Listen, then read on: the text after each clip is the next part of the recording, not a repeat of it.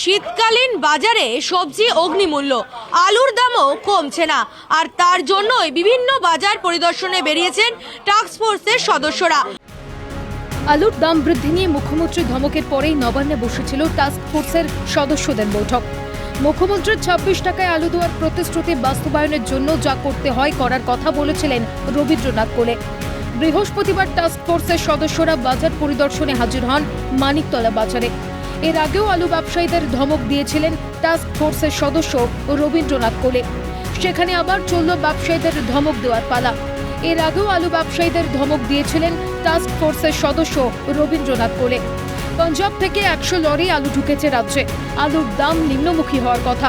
26 টাকায় যে জ্যোতি আলু বিক্রি হওয়ার কথা, আলু ব্যবসায়ীরা তা বিক্রি করছেন 34 থেকে 35 টাকায়। বিরক্তি প্রকাশ ক্ষুব্ধ টাস্ক ফোর্সের সদস্য রবীন্দ্রনাথ কোলের।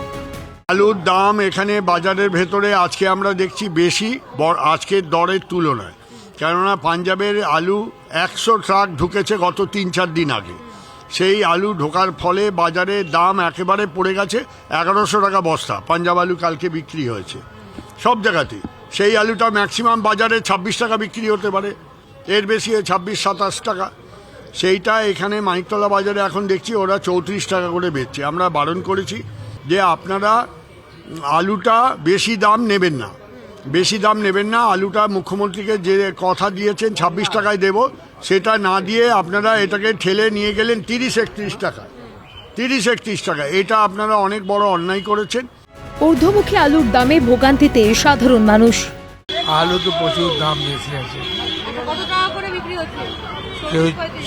40ও চলছে, 35ও চলছে। বেশি দেখছি এখন 30, 35 এই নতুন আলু 70 টাকা, 60 টাকা এরম দেখছি। আর পুরনো আলু জ্যোতি আলু 35 টাকা। হ্যাঁ, ওরমই এখন যাচ্ছে বাজারে। কত? 35 যাচ্ছে। অপরদিকে আলু ব্যবসায়ীদের কথায় 26 টাকায় আলু বেচার কথা তারা জানেন না। এখন 32-33 বেচছি। বলছে যে আলুর দাম 26 টাকা কেজি বিক্রি হচ্ছে, টাস্ক ফোর্সের সদস্যরা বলছেন। ওই স্যার জানে, আমি এসব জানি না। 26 টাকা আর 27।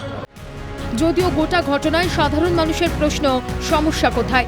কেন মুখ্যমন্ত্রীর নির্দেশ আলু ব্যবসায়ী অবধি পৌঁছাচ্ছে না? যেখানে দাম কমার কথা সেখানে দাম বাড়ে কিভাবে? এর দায় কার? মুখ্যমন্ত্রী কি এ বিষয়ে হস্তক্ষেপ করবেন? সমগ্র মানিকতলা বাজার পরিদর্শন করেন টাস্ক ফোর্সের সদস্যরা। ক্যামেরায় কিশোরের সঙ্গে রেশমির রিপোর্ট, ক্যালকাটা নিউজ, কলকাতা।